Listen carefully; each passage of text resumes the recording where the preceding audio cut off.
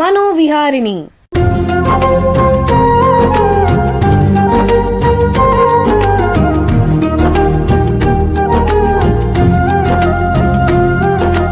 ಬೆಂಗಳೂರಿನ ನಿಮ್ಹಾನ್ಸ್ ವತಿಯಿಂದ ಮಾನಸಿಕ ಆರೋಗ್ಯ ಮತ್ತು ನರವಿಜ್ಞಾನ ಕುರಿತ ಪ್ರಾಯೋಜಿತ ಶಿಕ್ಷಣ ಮಾಲಿಕೆ. ಸಹಯೋಗ ಕರ್ನಾಟಕ ವಿಜ್ಞಾನ ಮತ್ತು ತಂತ್ರಜ್ಞಾನ ಅಕಾಡೆಮಿ, ವಿಜ್ಞಾನ ಮತ್ತು ತಂತ್ರಜ್ಞಾನ ಇಲಾಖೆ, ಕರ್ನಾಟಕ ಸರ್ಕಾರ. ಕೇಳಿ ಮಾನಸಿಕ ಆರೋಗ್ಯ ಮತ್ತು ನರವಿಜ್ಞಾನ ಕುರಿತ ಮಾಲಿಕೆ ಮನೋವಿಹಾರಿಣಿ. ನಮಸ್ಕಾರ ಶ್ರೋತೃಗಳೇ, ನಿಮಗೆಲ್ಲರಿಗೂ ಮನೋವಿಹಾರಿಣಿ ಶಿಕ್ಷಣ ಮಾಲಿಕೆಯ ಈ ಸಂಚಿಕೆಗೆ ಆತ್ಮೀಯ ಸ್ವಾಗತ. ಹಿಂದಿನ ಕೆಲವು ಸಂಚಿಕೆಗಳಿಂದ ನರಮಂಡಲದ ಅಸ್ವಸ್ಥತೆಗಳು ಅಂದರೆ ನ್ಯೂರಲಾಜಿಕಲ್ ಡಿಸಾರ್ಡರ್ಸ್ ಬಗ್ಗೆ ಚರ್ಚೆ ಮಾಡ್ತಾ ಬಂದಿದ್ದೀವಿ. ಅದನ್ನೇ ಮುಂದುವರಿಸ್ತಾ ಇಂದಿನಿಂದ ಮುಂದಿನ ಸಂಚಿಕೆಗಳಲ್ಲಿ ಮಿದುಳು ಗಾಯದ ಬಗ್ಗೆ ತಿಳ್ಕೊಳ್ಳೋಣ. ಕೆಲವು ದಶಕಗಳಿಂದ ಈಚೆಗೆ ಪ್ರಪಂಚದಾದ್ಯಂತ ಕೈಗಾರಿಕೋದ್ಯಮ ಹೆಚ್ಚಾಗಿದೆ. ಕಾರ್ಖಾನೆಗಳ ಜೊತೆಯಲ್ಲಿ ನಗರೀಕರಣ ಕೂಡ ಹೆಚ್ಚಾಗಿದೆ. ಹಾಗೇನೆ ನಗರಗಳಲ್ಲಿ ಜನಸಂಖ್ಯೆ ಮತ್ತು ಆರ್ಥಿಕ ಚಟುವಟಿಕೆಗಳು ಹೆಚ್ಚಾಗ್ತಾ ಇವೆ. ಇದರಿಂದ ಏನಾಗಿದೆ ಅಂದರೆ ಜನರನ್ನ ಮತ್ತು ಸರಕುಗಳನ್ನ ಸಾಗಣೆ ಮಾಡೋದಕ್ಕೆ ಹೆಚ್ಚಿನ ರಸ್ತೆಗಳನ್ನು ನಿರ್ಮಿಸಲಾಗ್ತಾ ಇದೆ. ಇದರ ಜೊತೆ ವೈಯಕ್ತಿಕ ವಾಹನಗಳು, ವಾಣಿಜ್ಯ ವಹಿವಾಟಿಗೆ ಮತ್ತು ಸಾರ್ವಜನಿಕರಿಗೆ ಸಾರಿಗೆ ವಾಹನಗಳು ಹೆಚ್ಚಾಗ್ತಾ ಇದೆ. ಇದರಿಂದ ಎಲ್ಲೆಲ್ಲೂ ವಾಹನದ ಸಾಂದ್ರತೆ ಅಂದರೆ ಟ್ರಾಫಿಕ್ ಡೆನ್ಸಿಟಿ ಜಾಸ್ತಿ ಆಗಿದೆ. ದಿನನಿತ್ಯ ಜನರ ಬಾಯಲ್ಲಿ ಇದೇ ವಿಷಯ, ಎಷ್ಟೊಂದು ಟ್ರಾಫಿಕ್ ಅಪ್ಪ ಬೆಂಗಳೂರಲ್ಲಿ ಅಂತ. ರಸ್ತೆಯಲ್ಲಿ ವಾಹನಗಳು ಹೆಚ್ಚಾದಾಗ ಅಪಘಾತಗಳ ಸಾಧ್ಯತೆಯೂ ಹೆಚ್ಚು.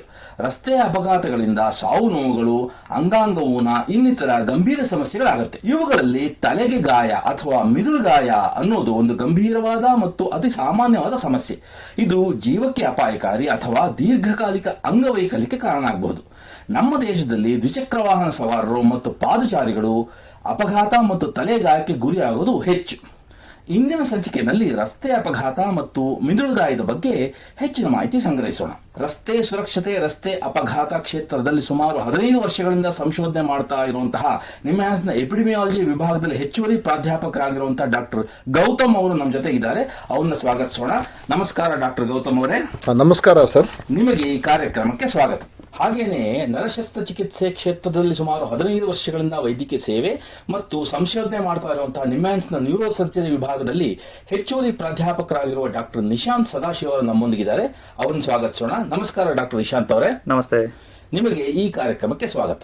ಡಾಕ್ಟರ್ ಗೌತಮ್ ಅವರೇ, ನಿಮಗೆ ಮೊದಲನೇ ಪ್ರಶ್ನೆ ಏನು ಅಂತಂದ್ರೆ, ರಸ್ತೆ ಅಪಘಾತಗಳಿಗೆ ಮುಖ್ಯ ಕಾರಣಗಳೇನು? ಮುಖ್ಯ ಕಾರಣಗಳು, ಒಂದು ಕಾರಣ ಅಂತೂ ಗ್ಯಾರಂಟಿ ಇರಲ್ಲ, ಹಲವಾರು ಅಪಾಯಕಾರಿ ಅಂಶಗಳಿರ್ತವೆ. ಈ ರಿಸ್ಕ್ ಫ್ಯಾಕ್ಟರ್ಸ್ ನ 2 ತರ ನಾವು ಡಿವೈಡ್ ಮಾಡ್ಕೊಬಹುದು. ಒಂದು ಈ ಬ್ಯಾಕ್ ಗ್ರೌಂಡ್ ರಿಸ್ಕ್ ಫ್ಯಾಕ್ಟರ್ಸ್ ಅಂದ್ಬಿಟ್ಟು, ಆಮೇಲೆ ಇನ್ನೊಂದು ಡೈರೆಕ್ಟ್ ಕ್ರಾಶ್ ಆಗುವಂತೆ ಮಾಡುವ ರಿಸ್ಕ್ ಫ್ಯಾಕ್ಟರ್ಗಳು. ಈ ಬ್ಯಾಕ್ ಗ್ರೌಂಡ್ ರಿಸ್ಕ್ ಫ್ಯಾಕ್ಟರ್ಸ್ ಅಂದ್ರೆ ಏನು ಅಂದ್ರೆ, ಇಷ್ಟೊಂದು ರಸ್ತೆಗಳು ಜಾಸ್ತಿ ಆಗಿದೆ, ಇಷ್ಟೊಂದು ವಾಹನಗಳು ಜಾಸ್ತಿ ಆಗ್ತಿದೆ, ಇದರಿಂದ ಏನಾಗುತ್ತೆ, ರೋಡ್ ಎಕ್ಸ್ಪೋಜರ್ ಜಾಸ್ತಿ ಆಗುತ್ತೆ, ರಸ್ತೆ ಅಪಘಾತದ ಚಾನ್ಸ್ ಅದು ಕೂಡ ಜಾಸ್ತಿ ಆಗುತ್ತೆ. ಸೊ ಒಂದು ಬ್ಯಾಕ್ ಗ್ರೌಂಡ್ ರಿಸ್ಕ್ ಇದ್ದೇ ಇರುತ್ತೆ ರೋಡ್ ಆಕ್ಸಿಡೆಂಟ್ಗೆ. ಎರಡನೇದು ಡೈರೆಕ್ಟ್ ಆಗಿ ಆಕ್ಸಿಡೆಂಟ್ ಆಗುವಂತ ಒಂದು ರಿಸ್ಕ್ ಫ್ಯಾಕ್ಟರ್. ಒಂದು ಇದನ್ನ ನಾವು 3 ತರ ನೋಡ್ಬೋದು. ವೆಹಿಕಲ್ ಸಂಬಂಧಿತ ರಿಸ್ಕ್ ಫ್ಯಾಕ್ಟರ್, ರಸ್ತೆ ಸಂಬಂಧಿತ ರಿಸ್ಕ್ ಫ್ಯಾಕ್ಟರ್, ಹ್ಯೂಮನ್ ಬಿಹೇವಿಯರ್ ಸಂಬಂಧಿತ ರಿಸ್ಕ್ ಫ್ಯಾಕ್ಟರ್. ವೆಹಿಕಲ್ ಏನಾದ್ರೆ ಕಳಪೆ ವೆಹಿಕಲ್ ಉಪಯೋಗಿಸೋದು, ಸರ್ವಿಸಿಂಗ್ ಮಾಡಿಸಿರಲ್ಲ, ಮೇಂಟೈನ್ ಮಾಡಿಸಿರಲ್ಲ ಗಾಡಿಗಳನ್ನ. ರೋಡ್ ರಿಲೇಟೆಡ್ ರಿಸ್ಕ್ ಫ್ಯಾಕ್ಟರ್ಸ್ ನಿಮ್ಗೆಲ್ಲರಿಗೂ ಗೊತ್ತಿರುತ್ತೆ. ರೋಡ್ ಡಿಸೈನ್ ಚೆನ್ನಾಗಿಲ್ಲ ಅಂದರೆ, ರೋಡ್ ಆಡಿಟಿಂಗ್ ಆಗಿರಲ್ಲ ಅಂದರೆ, 5 ಸ್ಟಾರ್ ರೋಡ್ ಇಲ್ಲ ಅಂದರೆ, ಈ ಪಾಟ್ ಹೋಲ್ಸು, ಬ್ಲ್ಯಾಕ್ ಸ್ಪಾಟ್ಸು, ಆ ಥರ ಇರೋ ರೋಡ್ಗಳಿದ್ರೆ ಆಕ್ಸಿಡೆಂಟ್ ಆಗೋ ಚಾನ್ಸಸ್ ಜಾಸ್ತಿ ಇರುತ್ತೆ. ಅದಕ್ಕಿಂತ ಇನ್ನೂ ದೊಡ್ಡ ಪ್ರಾಬ್ಲಮ್ ಅಂದರೆ ಯಾರು ಗಾಡಿ ಓಡಿಸ್ತಾರೆ, ಹ್ಯೂಮನ್ ಬಿಹೇವಿಯರ್ ಇಶ್ಯೂ, ಅದು ತುಂಬ ದೊಡ್ಡ ಪ್ರಾಬ್ಲಮ್. ಜಾಸ್ತಿ ವೇಗದಲ್ಲಿ ಗಾಡಿ ಓಡಿಸೋದು, ಟ್ರಾಫಿಕ್ ರೂಲ್ಸ್ ಫಾಲೋ ಮಾಡದೇ ಇರೋದು, ಹೆಲ್ಮೆಟ್ ಹಾಕದೇ ಇರೋದು, ಮದ್ಯಪಾನ ಮಾಡಿ ಗಾಡಿ ಓಡಿಸೋದು, ಲೈಸೆನ್ಸ್ ಇಲ್ದರೆ ಗಾಡಿ ಓಡಿಸೋದು, ಇದೆಲ್ಲ ಜನ ಮಾಡ್ತಾರೆ. ಆಮೇಲೆ ಇದು ಒಂದೊಂದು ಕಾರಣ ಅಲ್ಲ, ಎಲ್ಲ ಹಲವಾರು ಒಟ್ಟಿಗೆ ಸೇರಿ ಅಪಘಾತ ಆಗುವಂಥದ್ದು. ಈಗ ನಿಮ್ಮ ಪ್ರಕಾರ ಈ ರಸ್ತೆ ಅಪಘಾತಗಳು ನಮ್ಮ ದೇಶದಲ್ಲಿ ಮತ್ತು ಪ್ರಪಂಚದಾದ್ಯಂತ ತಗೊಂಡ್ರೆ ಅಂಕಿಅಂಶಗಳು ಏನು ಹೇಳುತ್ತೆ? ಈಗ ವಿಶ್ವದಲ್ಲಿ ಪ್ರತಿ ವರ್ಷ ಸುಮಾರು 11-12 ಲಕ್ಷ ಜನ ರಸ್ತೆ ಅಪಘಾತದಲ್ಲಿ ಸಾಯ್ತಾರೆ. ನಮ್ಮ ಭಾರತ ದೇಶದಲ್ಲಿ ಪ್ರತಿ ವರ್ಷ 4-5 ಲಕ್ಷ ರೋಡ್ ಆಕ್ಸಿಡೆಂಟ್ಸ್ ರಿಪೋರ್ಟ್ ಆಗುತ್ತೆ ಅಫಿಷಿಯಲಿ. ಈ 4-5 ಲಕ್ಷ ರೋಡ್ ಆಕ್ಸಿಡೆಂಟ್ಗಳಲ್ಲಿ ಸುಮಾರು 1.5 to 1.7 ಲ್ಯಾಕ್ಸ್ ಜನ ಪ್ರತಿ ವರ್ಷ ಸಾಯ್ತಾರೆ. ಸೊ ಪ್ರತಿ ಒಂದು ಸಾವಿಗೆ 30 ಜನರಿಗೆ ತೀವ್ರವಾದ ಗಾಯ ಇರುತ್ತೆ, ಆಸ್ಪತ್ರೆಗೆ ಅಡ್ಮಿಷನ್ ಬೇಕಾಗಿರುತ್ತೆ, ಚಿಕಿತ್ಸೆ ಬೇಕಾಗಿರುತ್ತೆ. ಇದೆಲ್ಲ ಸೇರಿಸಿದ್ರೆ ಅಟ್ಲೀಸ್ಟ್ ಒಂದು 40 to 50 ಲ್ಯಾಕ್ಸ್ ಜನಕ್ಕೆ ಪ್ರತಿ ವರ್ಷ ಹಾಸ್ಪಿಟಲೈಸೇಷನ್ನು ಟ್ರೀಟ್ಮೆಂಟ್ ಬೇಕಾಗುತ್ತೆ ಬರೇ ರಸ್ತೆ ಅಪಘಾತದಿಂದ. ಸೊ ಅದು ಬಹಳ ದೊಡ್ಡ ಸಂಖ್ಯೆ.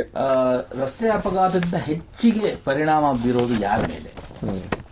66% ಚಿಕ್ಕ ವಯಸ್ಸಿನವರು ಅಂದರೆ 18 to 45 ಇಯರ್ಸ್ ಯಾರು ಸಮಾಜದಲ್ಲಿ ಒಂದು ಪ್ರೊಡಕ್ಟಿವ್ ಕೆಲಸ ಮಾಡುವವರು ಅವರು ಜಾಸ್ತಿ ಸಾವನ್ನಪ್ಪುತ್ತಾರೆ.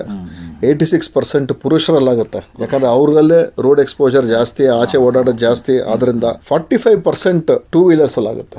ಯಾರಲ್ಲಾಗುತ್ತೆ, ಎಲ್ಲಿ ಆಗುತ್ತೆ ಅಂತ ನಾವು ಗೊತ್ತಾದರೆ ಅದ್ರ ಪ್ರಕಾರ ಒಂದು ಫೋಕಸ್ಡ್ ನೀಡ್ ಬೇಸ್ಡ್ ಸ್ಟ್ರಾಟಜೀಸು ನಾವು ಇಂಟರ್ವೆನ್ಷನ್ ಮಾಡ್ಬೋದು. ಮತ್ತೆ ಇದ್ರಲ್ಲಿ ಸಾಧಾರಣವಾಗಿ ರಸ್ತೆ ಅಪಘಾತ ಆದರೆ ಈ ಮಿದುಳು ಗಾಯ, ತಲೆ ಗಾಯ ಅನ್ನೋದು ಕೇಳ್ತೀವಿ ನಾವು. ಈ ಮಿದುಳು ಗಾಯಕ್ಕೂ ಮತ್ತು ಈ ರಸ್ತೆ ಅಪಘಾತಕ್ಕೂ ಹೇಗೆ ಸಂಬಂಧ ಇದೆ? ನಮ್ಮಲ್ಲಿ ಜಾಸ್ತಿ ವಾಹನಗಳು ದ್ವಿಚಕ್ರ ವಾಹನಗಳು, ಅವರಲ್ಲಿ ಹೆಲ್ಮೆಟ್ ಬಳಕೆ ಕಮ್ಮಿ ಇದೆ. ಈಗ ಬೆಂಗಳೂರು ತಗೊಂಡ್ರೆ ಎಕ್ಸಾಂಪಲ್ ಆಗಿ 88% ಜನ ಪೊಲೀಸ್ ಇದ್ದಾರೆ ಅಂದ್ಬಿಟ್ಟು ಫೈನ್ ಹೆದರ್ಕೊಂಡು ಕ್ಯಾಮ್ರಾ ಇದೆ ಅಂದ್ಬಿಟ್ಟು 88% ಜನ ಹೆಲ್ಮೆಟ್ ಹಾಕೊಂತಾರೆ. 25% ಮಾತ್ರ ಸರಿಯಾದ ಹೆಲ್ಮೆಟ್ ಬಳಕೆ, ISI ಗುಣಮಟ್ಟದ ಸ್ಟ್ಯಾಂಡರ್ಡ್ ಹೆಲ್ಮೆಟ್ ಬಳಕೆ ಹಾಕ್ತಾರೆ, ಸ್ಟ್ರ್ಯಾಪ್ ಹಾಕೊಂತಾರೆ. ಇದು ಹಾಕಿದ್ರೇ ಅವ್ರಿಗೆ ತಲೆಗೆ ಸುರಕ್ಷಾ ಸಿಗುವುದು. ಆ್ಯಕ್ಚುಲಿ ಎಲ್ಲ ಫೆಟಾಲಿಟೀಸಲ್ಲಿ 40 to 50% ಟೂ ವೀಲರ್ಸ್ ಇರ್ತಾರೆ. ಸೊ ಟೂ ವೀಲರ್ಗಳು ಜಾಸ್ತಿ ಇದೆ, ಟೂ ವೀಲರ್ಗಳು ಹೆಲ್ಮೆಟ್ ಹಾಕಲ್ಲ. Two wheeler 40 to 50% of the two ವೀಲರ್ಸಲ್ಲಿ head is the most common site of injury. So ಇದೆಲ್ಲ ಇಂಟರ್ ಕನೆಕ್ಟೆಡ್ ಇದೆ. ಪ್ಲಸ್ ಸ್ಪೀಡಿಂಗ್ ಕೂಡ ಆಲ್ಮೋಸ್ಟ್ 40% ಇದೆ. ಈಗ ಒಂದು ಸಣ್ಣ ವಿರಾಮ ತಗೊಳ್ಳೋಣ, ನಂತರ ಹೆಡ್ ಇಂಜುರಿ ಅಥವಾ ಮಿದುಳು ಗಾಯದ ಬಗ್ಗೆ ಹೆಚ್ಚಿನ ಚರ್ಚೆನ ಮುಂದುವರಿಸೋಣ. ಬೆಂಗಳೂರಿನ ನಿಮ್ಹಾನ್ಸ್ ಮಾನಸಿಕ ಆರೋಗ್ಯ ಮತ್ತು ನರವಿಜ್ಞಾನ ಕ್ಷೇತ್ರದಲ್ಲಿ ಹೆಸರುವಾಸಿ. ಶ್ರೇಷ್ಠ ಗುಣಮಟ್ಟದ ಔಷಧೋಪಚಾರ, ಸಂಶೋಧನೆ ಮತ್ತು ತರಬೇತಿ ಇವೇ ನಿಮ್ಹಾನ್ಸ್ನ ಪ್ರಮುಖ ಧ್ಯೇಯಗಳು. ದೇಶದ ವಿವಿಧ ಭಾಗಗಳಿಂದ ಬರುವ ಲಕ್ಷಾಂತರ ಜನರಿಗೆ ಚಿಕಿತ್ಸೆ ನೀಡುವ ನಿಮ್ಹಾನ್ಸ್ಗೆ ರಾಷ್ಟ್ರೀಯ ಪ್ರಾಮುಖ್ಯತಾ ಸಂಸ್ಥೆ ಎಂಬ ಗೌರವ. ಚಿಕಿತ್ಸೆ ಮತ್ತು ವೈದ್ಯಕೀಯ ಸೇವೆಗಳ ಜೊತೆಯಲ್ಲಿ ನರರೋಗ ಮತ್ತು ಮನೋವೈದ್ಯಕೀಯ ಪುನರ್ವಸತಿ ಸೇವೆಗಳು, ಸಮುದಾಯ ಮಟ್ಟದ ಆರೋಗ್ಯ ಕಾರ್ಯಕ್ರಮಗಳನ್ನು ನಡೆಸುವುದು ಹಾಗೂ ಜನಜಾಗೃತಿ ಮೂಡಿಸುವ ಕೆಲಸಗಳಲ್ಲಿ ಸಕ್ರಿಯವಾಗಿದೆ ನಿಮ್ಹಾನ್ಸ್. ಈ ನಿಟ್ಟಿನಲ್ಲಿ ಆಕಾಶವಾಣಿಯ ಶ್ರೋತೃಗಳಿಗೆ ನರಮಂಡಲ ಮತ್ತು ಮಾನಸಿಕ ಆರೋಗ್ಯದ ಬಗ್ಗೆ ಉಪಯುಕ್ತ ಮಾಹಿತಿ ನೀಡುವುದೇ ಕರ್ನಾಟಕ ವಿಜ್ಞಾನ ಮತ್ತು ತಂತ್ರಜ್ಞಾನ ಅಕಾಡೆಮಿಯ ಸಹಯೋಗದೊಂದಿಗೆ ಮೂಡಿಬರುತ್ತಿರುವ ಈ ಮನೋವಿಹಾರಿಣಿ ಶಿಕ್ಷಣ ಮಾಲಿಕೆಯ ಮೂಲ ಉದ್ದೇಶ. ವಿರಾಮದ ನಂತರ ಮನೋವಿಹಾರಣಿಯ ಈ ಸಂಚಿಕೆಗೆ ನಿಮಗೆಲ್ಲರಿಗೂ ಮತ್ತೊಮ್ಮೆ ಸ್ವಾಗತ. ವಿರಾಮಕ್ಕೆ ಮುಂಚೆ ರಸ್ತೆ ಅಪಘಾತಗಳ ಬಗ್ಗೆ ನಿಮ್ಹಾನ್ಸ್ನ ತಜ್ಞರಾದ ಡಾಕ್ಟರ್ ಗೌತಮ್ ಹತ್ರ ಮಾತಾಡ್ತಾ ಇದ್ವಿ. ಈಗ ಈ ಚರ್ಚೆನ ಮುಂದುವರಿಸೋಣ. ನಮ್ಮ ಮುಂದಿನ ಪ್ರಶ್ನೆ ಡಾಕ್ಟರ್ ನಿಶಾಂತ್ ಸದಾಶಿವ ಅವರಿಗೆ. ಡಾಕ್ಟ್ರೇ, ಈ ತಲೆಗಾಯ ಅಂತ ಹೇಳ್ತಾರೆ, ಮಿದುಳು ಗಾಯ ಅಂತ ಹೇಳ್ತಾರೆ, ಇದು ಎರಡರ ನಡುವೆ ವ್ಯತ್ಯಾಸ ಏನು? ತಲೆಗೆ ಗಾಯ ಆಗೇನೆ ಯೂಶಲಿ ಮೆದುಳಿಗೆ ಗಾಯ ಆಗೋದು. ತಲೆಗೆ ಪೆಟ್ಟು ಬಿದ್ದಾಗ ತಲೆಯಲ್ಲಿ ಚರ್ಮ ಮತ್ತೆ ಕೂದಲು ಇರುತ್ತಲ್ಲ, ಅದು ಏಟಾಗಿ ಅಲ್ಲಿಂದ ರಕ್ತಸ್ರಾವ ಆಗ್ಬೋದು. ಆದರೆ ಅದ್ರ ಒಳಗಡೆ ಇರುವ ಮೂಳೆ ಏನಿರುತ್ತೆ, ಸ್ಕಲ್ ಬೋನ್, ಅದು ಡ್ಯಾಮೇಜ್ ಆಗಬಹುದು. ಆ ಡ್ಯಾಮೇಜ್ ಆದರೆ ಅಲ್ಲೂ ಮೂಳೆ ಮುರಿದೋಗ್ಬೋದು. ಆದರೆ ಮೆದುಳು ಯಾವಾಗ ಇಂಜುರಿ ಆಗುತ್ತೆ ಅಂತಂದ್ರೆ ಅದು ತೀವ್ರವಾಗಿ ತಲೆಗೆ ಪೆಟ್ಟು ಬಿದ್ದಾಗ ಮೆದುಳಿಗೆ ಏಟಾಗುತ್ತೆ. ಆದ್ರೆ ಕೆಲವು ಸಲ ಏನಾಗುತ್ತೆ, ತಲೆಗೆ ಸೂಕ್ಷ್ಮವಾಗಿ ಏಟು ಬಿದ್ದಿರ್ಬೋದು, ಆದ್ರೆ ಮೆದುಳು ಒಳಗಡೆ ನಮ್ಗೆ ಗೊತ್ತಾಗ್ದೇನೆ ಇದ್ರೂನು ಮೆದುಳಿಗೆ ಚಿಕ್ಕ ಪ್ರಮಾಣವಾಗಿ ಎಫೆಕ್ಟ್ ಆಗಿರುತ್ತೆ. ಅದಕ್ಕೆ ಕನ್ಕಷನ್ ಅಂತ ಹೇಳ್ತೀವಿ. ಅದು ತಾತ್ಕಾಲಿಕವಾಗಿ ರೋಗಿಗಳಿಗೆ ತಲೆನೋವು ಬರೋದು, ಅಥವಾ ಮೂರ್ಛೆ ಹೋಗೋದು, ಅಥವಾ ಜ್ಞಾನ ತಪ್ಪಿದ್ದು ಸ್ವಲ್ಪ ಹೊತ್ತಾದ್ಮೇಲೆ ಹೇಳೋದು, ಅದೆಲ್ಲ ಆಗ್ಬೋದು. ಆದ್ರೆ ಈವನ್ ಕನ್ಕಷನ್ ಆದ್ರೂನು ತುಂಬಾ ದಿನಗಳ ತಲೆನೋವು ಬರೋದು, ಕನ್ಫ್ಯೂಷನ್ ಆಗೋದು, ಕೆಲಸ ಮಾಡಕ್ ಆಗದೆ ಇರೋದು, ಆತರ ಎಲ್ಲ ಪ್ರಾಬ್ಲಮ್ ಬರ್ಬೋದು. ಈ ಮಿದುಳು ಗಾಯದಲ್ಲಿ ಬೇರೆ ಬೇರೆ ರೀತಿ ಇದೆಯೇ? ತಲೆಗೆ ಗಾಯ ಆಗಿ ಮೆದುಳುಗುನು ಇಂಜುರಿ ಆಗಿದೆ, ಪೆಟ್ಟು ಬಿದ್ದಿದೆ ಅಂತ ಅಂದಾಗ ಬೇಕಾದಷ್ಟು ತರ ಪ್ರಾಬ್ಲಮ್ಸ್ ಬರ್ಬೋದು. ಮೊದಲನೇದಾಗಿ ಮೆದುಳಿನ ಒಳಗಡೆ ರಕ್ತಸ್ರಾವ ಆಗಿ ಅಲ್ಲಿಂದ ಮೆದುಳಿಗೆ ಡ್ಯಾಮೇಜ್ ಆಗ್ಬೋದು, ಅಥವಾ ಅದಕ್ಕೆ ಚಿಕಿತ್ಸೆ ಬೇಕಾಗ್ಬೋದು. ಅಥವಾ ಮೆದುಳಿನ ಹೊರಗೆ ಪದರಗಳಿರುತ್ತೆ, ಮೆನಿಂಜಸ್ ಅಂತ ಹೇಳ್ತೀವಿ.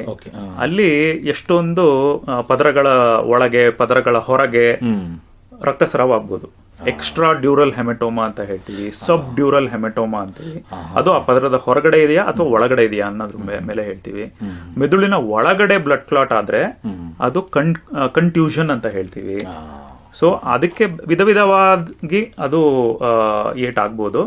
ಆದ್ರೆ ಎಲ್ಲದೂ ಒಂದೇ ತರ ಅಲ್ಲ. ಮೆದುಳಿನ ಒಳಗಡೆ ಏಟಾಗಿದ್ರೆ ಅದ್ರ ತೀವ್ರತೆ ಜಾಸ್ತಿ ಆಗಿರುತ್ತೆ. ಡ್ಯೂರಾ ಇಂದ ಹೊರಗಡೆ ಇದ್ರೆ ಅದ್ರ ತೀವ್ರತೆ ಕಡಿಮೆ ಆಗಿದ್ರು ಅದು ಜಾಸ್ತಿ ಬೇಗ ಬೆಳಿಬಹುದು. ಆದ್ರಿಂದ ಆಪರೇಷನ್ ಮಾಡಿ ಬೇಗ ರಕ್ತಸ್ರಾವನ ತೆಗೆದ್ರೆ ಅವರು ಕಂಪ್ಲೀಟ್ ಆಗಿ ಚೆನ್ನಾಗಿ ಇಂಪ್ರೂವ್ಮೆಂಟ್ ಆಗ್ತಾರೆ, ಚೆನ್ನಾಗಿ ಚೇತರಿಸ್ಕೋತಾರೆ. ಆದ್ರೆ ಮೆದುಳಿನ ಒಳಗಿನ ಭಾಗಕ್ಕೆ ಏಟು ಜಾಸ್ತಿ ಬಿದ್ದಿದ್ರೆ ಚೇತರಿಕೆಯ ಪ್ರಮಾಣ ಸ್ವಲ್ಪ ಕಮ್ಮಿ ಇರುತ್ತೆ. ಯಾವ ರೀತಿ ಲಕ್ಷಣಗಳು, ಚಿಹ್ನೆಗಳಿರುತ್ತೆ ಮೆದುಳು ಗಾಯ ಆದವರಿಗೆ? ಈಗ ಯಾವ್ದಾದ್ರು ರೋಗಿ ಅಲ್ಲಿ ರಸ್ತೆ ಅಪಘಾತ ಆಗಿ ಅಲ್ಲಿಂದ ಎದ್ದು ಸೈಡ್ಗೆ ಬಂದು ಕೂತ್ಕೊಂಡ್ರು ಅಂತ ಅಂದ್ರೆ ಒಂದು ಪ್ರಮಾಣದಲ್ಲಿ ಹೇಳ್ಬೋದು ಅವ್ರಿಗೆ ತೀವ್ರವಾದ ಅಪಘಾತ ಆಗಿಲ್ಲ ಅಂತ ಹೇಳ್ಬೋದು. ಆದ್ರೂ ಕೂಡ ಚಿಕ್ಕದಾದ ರಕ್ತಸ್ರಾವ ಬರ್ತಾ ಬರ್ತಾ ಬರ್ತಾ ದೊಡ್ಡದಾಗಿ ಬೆಳಿಬಹುದು. ಅದು ರಕ್ತಸ್ರಾವ ಜಾಸ್ತಿ ಆಗಿ ರೋಗಿ ಮೂರ್ಛೆ ಹೋಗ್ಬೋದು, ಜ್ಞಾನ ಕಳ್ಕೋಬಹುದು. ಅದನ್ನ ಬೇಗ ಶಸ್ತ್ರಚಿಕಿತ್ಸೆ ಮಾಡಲ್ಲ ಅಂತಂದ್ರೂ ಪ್ರಾಣಾಪಾಯ ಕೂಡ ಆಗ್ಬೋದು. ಅದಕ್ಕೆ ಏನ್ ಹೇಳೋದಂತಂದ್ರೆ ನಾವು ಎಲ್ಲಾ ರೋಗಿಗಳಿಗೂ ತಲೆಗೆ ತೀವ್ರತೆ ನಾವು ಐಡೆಂಟಿಫೈ ಮಾಡಬೇಕು. ಅದನ್ನ ನಾವು ತೀವ್ರತೆ ಹೆಂಗೆ ಐಡೆಂಟಿಫೈ ಮಾಡ್ತೀವಿ ಅಂದ್ರೆ ಗ್ಲಾಸ್ಗೋ ಕೋಮಾ ಸ್ಕೇಲ್ ಅಂತ ಹೇಳ್ತೀವಿ ನಾವು ಕಣ್ಣು ನಾವು ರೋಗಿನ ನೋಡಿದ್ರೆ ಕಣ್ಣು ಆರಾಮಾಗಿ ತೆಗಿತಾ ಇದಾರಾ ಅಥವಾ ಕೈ ಕಾಲು ಚೆನ್ನಾಗಿ ಆಡಿಸ್ತಾ ಇದಾರಾ ಆತರ ಎಲ್ಲ ನೋಡಿ ಮಾತಾಡ್ತಾ ಇದಾರಾ, ನಾವು ಮಾತಾಡಿದ್ರೆ ಕರೆಕ್ಟ್ ಆಗಿ ಉತ್ತರ ಕೊಡ್ತಾರ ಅನ್ನೋದ್ರ ಮೇಲ್ಗಡೆ ನಾವು ಡಿಸಿಷನ್ ಮಾಡ್ಬೇಕಾಗತ್ತೆ ಇವ್ರಿಗೆ ಎಷ್ಟು ತೀವ್ರತವಾಗಿ ಅವ್ರಿಗೆ ಮೆದುಳಿನ ಇಂಜುರಿ ಆಗಿರಬಹುದು ಅಂತ ಐಡೆಂಟಿಫೈ ಮಾಡಿ. ಜನಸಾಮಾನ್ಯರು ಯಾರೋ ನೀವು ಹೇಳಿದಂಗೆ ರಸ್ತೆಯಲ್ಲಿ ಯಾರೋ ಹೆಡ್ ಇಂಜುರಿ ಮೆದುಳು ಗಾಯ ಆಗಿ ಬಿದ್ದಿರ್ತಾರಪ್ಪ, ಆವಾಗ ನಾವೇನ್ ಮಾಡ್ಬೇಕು, ಯಾವ ರೀತಿ ಸಹಾಯ ಮಾಡ್ಬೋದು? ಈಗ ರಸ್ತೆ ಮಧ್ಯದಲ್ಲಿ ಬಿದ್ದಿರ್ತಾರೆ ಅಂತ ಅಂದ್ರೆ ಅವ್ರನ್ನ ಫಸ್ಟ್ ಯಾವ ಜಾಗ ಸೇಫ್ ಅನ್ಸುತ್ತೆ ಅಲ್ಲಿಗೆ ಸ್ವಲ್ಪ ಸೈಡ್ ಕರ್ಕೋಬೇಕು, ಸ್ಥಳಾಂತರ ಮಾಡಬೇಕು, ಸ್ವಲ್ಪ ಟ್ರಾಫಿಕ್ ನಿಲ್ಲಿಸ್ಬೇಕು. ಅವ್ರಿಗೆ ಬಿದ್ದವ್ರಿಗೆ ಪುನಃ ಇನ್ನೂ ಏಟಾಗ್ಬಾರ್ದು ಅಥವಾ ಉಸಿರಾಟಕ್ಕೆ ಆಗ್ದೇನೆ ಯಾವ್ದೋ ತರ ಬಿದ್ದಿರ್ತಾರೆ, ಅವ್ರಿಗೆ ಉಸಿರಾಡಕ್ ಆಗ್ತಾರಲ್ಲ, ಅದ್ರ ಪೊಸಿಷನ್ ಕರೆಕ್ಟ್ ಆಗಿ ಮಾಡ್ಬೇಕು. ತಲೆಗೆ ಯಾರಿಗೆ ಏಟ್ ಬಿದ್ದಿರುತ್ತೆ ಅವರು ತೀವ್ರವಾಗಿ ತಲೆಗೆ ಬಿದ್ದಿದ್ರೆ ಈ ಸ್ಪೈನಲ್ ಇಂಜುರಿ ಅಂತ ಏನ್ ಹೇಳ್ತೀವಿ ಆ ಮೂಳೆಗಳನ್ನು ಏಟ್ ಆಗಿರಬಹುದು. ಅದು ಮೊದಲೇ ಕತ್ತಿನ ಮೂಳೆ ಮುರಿದಿದ್ರೆ ನಾವು ಕತ್ತಿ ಹಿಡ್ಕೊಳ್ದೇನೆ ಹೇಗೋ ಎತ್ತಿದ್ರೆ ಆ ಮೂಳೆ ಪ್ರಾಬ್ಲಮ್ ಇನ್ನೂ ಜಾಸ್ತಿ ಆಗಿ ಆ ಕತ್ತಿನ ಮೂಳೆ ಒಳಗಿರೋ ಸ್ಪೈನಲ್ ಕಾರ್ಡ್ ಇಂಜುರಿ ಇನ್ನೂ ಜಾಸ್ತಿ ಆಗೋ ಚಾನ್ಸಸ್ ಇರುತ್ತೆ. ಜನರಿಗೆ ಸ್ವಲ್ಪ ತಿಳ್ಕೊಬೇಕಾಗತ್ತೆ ಲೈಕ್ ಹೆಂಗೆ ಸ್ಪೈನ್ ನ ಸ್ಟೆಬಿಲೈಸ್ ಮಾಡಬೇಕು, ಅದ್ ಜಾಸ್ತಿ ಅಲ್ಗಾಡ್ಸೇನೆ ಪೇಷಂಟ್ ನ ಹೆಂಗ್ ಕರ್ಕೊಂಡು ಹೋಗೋದು. ಈಗ ತಲೆಯಲ್ಲಿ ಯೂಶಲಿ ರಕ್ತಸ್ರಾವ ಆಗ್ತಾ ಇದ್ರೆ ಕೈಯಲ್ಲಿ ನಾವು ಪ್ರೆಷರ್ ಇಟ್ರೆ ಸ್ವಲ್ಪ ಅದ್ಮುದ್ರೆ ಜೋರಾಗಿ ಅದು ಯೂಶಲಿ ಬ್ಲೀಡಿಂಗು ಕಮ್ಮಿ ಆಗುತ್ತೆ. ಸೊ ಆತರ ಚಿಕ್ಕ ಚಿಕ್ಕ ಅಂಶಗಳು ಬೇಕಾದಷ್ಟಿವೆ. ಅದನ್ನೆಲ್ಲ ನಮ್ಮ ಜನರು ಅರ್ಥಕೊಂಡ್ರೆ ಅದು ನಾವು ಎಫೆಕ್ಟಿವ್ ಆಗಿ ನಮ್ಮ ಯಾವ ಜಾಗದಲ್ಲಿ ನಾವು ಜೀವನ ಮಾಡ್ತಾ ಇರ್ತೀವಿ ಅಂತ ಜಾಗದಲ್ಲಿ ಯಾರಿಗಾದ್ರೂ ತಲೆಗೆ ಪೆಟ್ಟು ಬಿದ್ರೆ ಅವ್ರನ್ನ ಸ್ವಲ್ಪ ಸೇಫ್ ಆಗಿ ಹ್ಯಾಂಡಲ್ ಮಾಡ್ಬೋದು. ಆದಷ್ಟು ಬೇಗ ರೋಗಿ ಅಪ್ರೋಪ್ರಿಯೇಟ್ ಆಸ್ಪತ್ರೆ, ಈ ತರಹದ ಇಂಜುರಿನ ಡೀಲ್ ಮಾಡಕ್ ಆಗತ್ತಲ್ಲ ಅಂತ ಆಸ್ಪತ್ರೆಗೆ ರೀಚ್ ಆಗ್ಬೇಕು ಅವರು. ಈಗ ಒಂದು ಮೈನರ್ ಹೆಡ್ ಇಂಜುರಿ ಆಗಿರುತ್ತೆ ಅನ್ಕೊಳ್ಳಿ, ರೋಗಿ ಚೆನ್ನಾಗಿರ್ತಾನೆ, ಮಾತಾಡ್ತಾ ಇರ್ತಾನೆ, ಅವನು ಯಾವ್ದಾದ್ರು ಚಿಕ್ಕ ಹಾಸ್ಪಿಟಲ್ ಅಲ್ಲಿ ನೋಡಿಸಿ ಆ ಆಸ್ಪತ್ರೆಯಲ್ಲಿ ಟ್ರೀಟ್ಮೆಂಟ್ ಕೊಡ್ಬೋದು. ಆದ್ರೆ ರೋಗಿ ಮಾತಾಡ್ತಾ ಇಲ್ಲ, ಜ್ಞಾನ ತಪ್ಪೋಗಿದೆ ಅಥವಾ ಫಿಟ್ಸ್ ಬರ್ತಾ ಇದೆ ಅಥವಾ ರಕ್ತಸ್ರಾವ ಆಗ್ತಾ ಇದೆ ಅಂತ ರೋಗಿನ ಹೆಡ್ ಇಂಜುರಿ ಸ್ಪೆಷಲಿಸ್ಟ್ ಇರ್ತಾರಲ್ಲ, ಯಾರು ನ್ಯೂರೋ ಸರ್ಜನ್ ಅಂತ ಇರ್ತಾರಲ್ಲ, ಅಂತ ಜಾಗದಲ್ಲಿ ಬಂದ್ರೆ ಆದಷ್ಟು ಬೇಗ ಟ್ರೀಟ್ಮೆಂಟ್ ಕೊಟ್ರೆ ಅವರು ರೋಗಿ ಚೇತರಿಸ್ಕೊಳ್ಳೋ ಚಾನ್ಸಸ್ ಜಾಸ್ತಿ ಇರುತ್ತೆ. ಆದಷ್ಟು ಡಿಲೇ ಮಾಡಿದಷ್ಟು ರೋಗಿ ಚೇತರಿಕೆ ಆಗುವ ಪ್ರಮಾಣ ಕಮ್ಮಿ ಆಗುತ್ತೆ. ಬಹಳ ಉಪಯುಕ್ತ ಮಾಹಿತಿ ನೀಡಿದಿರ. ನೋಡಿ, ನಿಮ್ಮ ಜೊತೆ ಮಾತಾಡ್ತಾ ಕಾಲ ಕಳೆದಿದ್ದೇ ಗೊತ್ತಾಗ್ಲಿಲ್ಲ. ಇಲ್ಲಿಗೆ ಈ ಸಂಚಿಕೆ ಮುಗಿಸುವಂತ ಸಮಯ ಆಗ್ತಾ ಇದೆ. ಡಾಕ್ಟರ್ ಗೌತಮ್ ಅವರೇ, ಡಾಕ್ಟರ್ ನಿಶಾಂತ್ ಸದಾಶಿವ ಅವರೇ, ಎಲ್ಲ ಕೇಳುಗರಿಗೆ ರಸ್ತೆ ಅಪಘಾತಗಳು ಮತ್ತು ಮೆದುಳು ಗಾಯದ ಬಗ್ಗೆ ಉಪಯುಕ್ತ ಮಾಹಿತಿ ನೀಡಿದಿರಾ. ನಿಮಗೆ ಎಲ್ಲರ ಪರವಾಗಿ ಧನ್ಯವಾದಗಳು. ಶ್ರೋತೃಗಳೇ, ಮಾನಸಿಕ ಆರೋಗ್ಯ ಮತ್ತು ನರವಿಜ್ಞಾನದ ಬಗ್ಗೆ, ಅದರಲ್ಲೂ ಮೆದುಳು ಗಾಯದ ಬಗ್ಗೆ ಇನ್ನೂ ಹೆಚ್ಚಿನ ಮಾಹಿತಿಯೊಂದಿಗೆ ಮನೋವಿಹಾರಣೆಯ ಮುಂದಿನ ಸಂಚಿಕೆಯಲ್ಲಿ ಭೇಟಿಯಾಗೋಣ. ನಮಸ್ಕಾರ. ಇಲ್ಲಿಯವರೆಗೆ ಬೆಂಗಳೂರಿನ ನಿಮ್ಹಾನ್ಸ್ ವತಿಯಿಂದ ಮಾನಸಿಕ ಆರೋಗ್ಯ ಮತ್ತು ನರವಿಜ್ಞಾನ ಕುರಿತ ಪ್ರಾಯೋಜಿತ ಶಿಕ್ಷಣ ಮಾಲಿಕೆ ಮನೋವಿಹಾರಿಣಿ ಕೇಳಿದಿರಿ. ಸಹಯೋಗ ಕರ್ನಾಟಕ ವಿಜ್ಞಾನ ಮತ್ತು ತಂತ್ರಜ್ಞಾನ ಅಕಾಡೆಮಿ, ವಿಜ್ಞಾನ ಮತ್ತು ತಂತ್ರಜ್ಞಾನ ಇಲಾಖೆ, ಕರ್ನಾಟಕ ಸರ್ಕಾರ. ನೆರವು ಮಾನಸಿಕ ಆರೋಗ್ಯ ಶಿಕ್ಷಣ ವಿಭಾಗ, ನಿಮ್ಹಾನ್ಸ್ ಹಾಗೂ ನಿವೇದಿತಾ ಬಿಎಸ್, ನಿಮ್ಹಾನ್ಸ್. ಸಂಗೀತ ಸಂಯೋಜನೆ ಕೆ ಕಲ್ಯಾಣ್. ಪರಿಕಲ್ಪನೆ, ನಿರೂಪಣೆ ಮತ್ತು ನಿರ್ಮಾಣ ಡಾಕ್ಟರ್ ಎಂಎಂ ಶ್ರೀನಿವಾಸ್ ಭರತ್, ನಿಮ್ಹಾನ್ಸ್. ನಿಮ್ಮ ಸಂದೇಶಗಳನ್ನು ಕಳಿಸಬೇಕಾದ ದೂರವಾಣಿ ಸಂಖ್ಯೆ 7891105524 7899105524. ವಾಟ್ಸ್ಆಪ್ ಸಂದೇಶಗಳು ಮಾತ್ರ.